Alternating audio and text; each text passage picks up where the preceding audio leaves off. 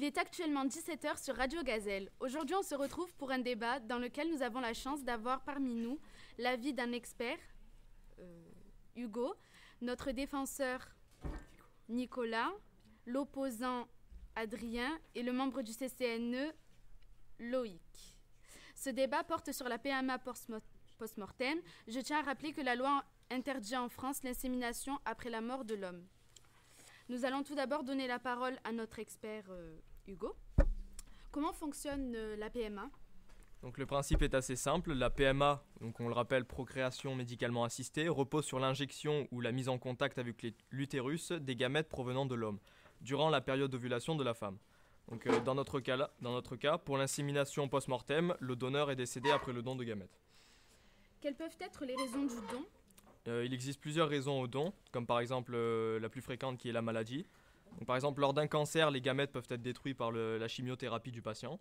Ainsi, il peut avoir envie de congeler ses gamètes sous forme de paillettes pour une insémination plus tard. Et comment est votée une loi ? La mise en place d'une loi est assez compliquée. Suite au progrès des connaissances en biologie, en médecine et en santé, il y a discussion d'anciennes lois lors des états généraux de la bioéthique organisés par la CCNE, donc le Comité consultatif national d'éthique, dont je fais partie. Suite à cela, un rapport est rédigé, le gouvernement en prend connaissance et propose une loi. Ensuite, une navette parlementaire a lieu entre Assemblée nationale et Sénat, et la nouvelle loi est votée ou non.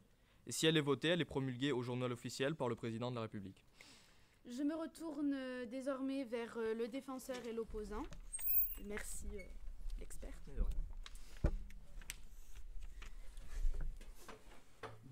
Alors moi, je pense que le fait de prohiber la PMA post-mortem à une femme, c'est un peu une atteinte à son droit et à sa vie privée.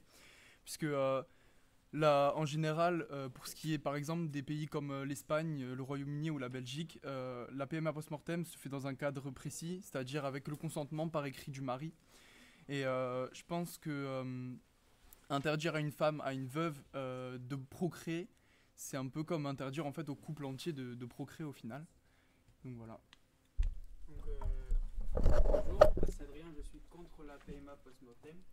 Donc, je suis contre pour différentes raisons. Donc déjà c'est gênant car l'enfant n'a pas de père, il naît donc orphelin.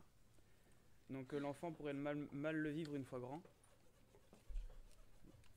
La femme penserait plus à son bonheur qu'à celui de son enfant. Et l'enfant ne peut pas... La loi n'est pas faite pour répondre aux désirs individuels et l'enfant ne peut pas remplacer le mari qu'elle a perdu. Déjà, je pense que dans le cadre d'un père emporté par la maladie, je pense que de procréer avant sa mort ou après sa mort, ça revient au même, puisque à la naissance de l'enfant et quand il va grandir, le père sera absent dans tous les cas. Après, pour ce qui est du fait que la mère puisse remplacer son mari entre guillemets par l'enfant qu'elle veut faire, ça rentre pas dans le cadre de la justice et ça concerne pas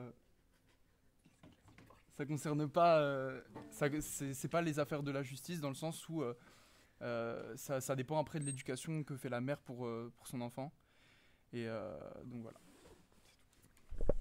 Merci Nicolas et Adrien. Maintenant, je vais me retourner vers le membre du CCN Loïc. Alors bonjour, je m'appelle Loïc Foucault, je suis membre du Comité consultatif national de l'éthique. Alors nous sommes un comité qui nous regroupons pour débattre et donner un avis sur des sujets, comme celui de la PMA post-mortem. Donc j'ai beaucoup assisté à des réunions sur ce sujet-là.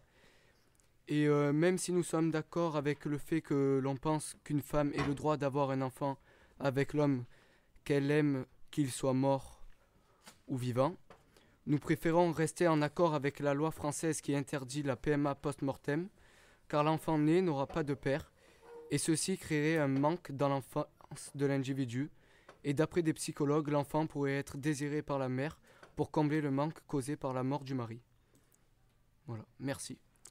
Merci beaucoup d'avoir été présent parmi nous cet après-midi, et je tiens à vous retrouver demain matin.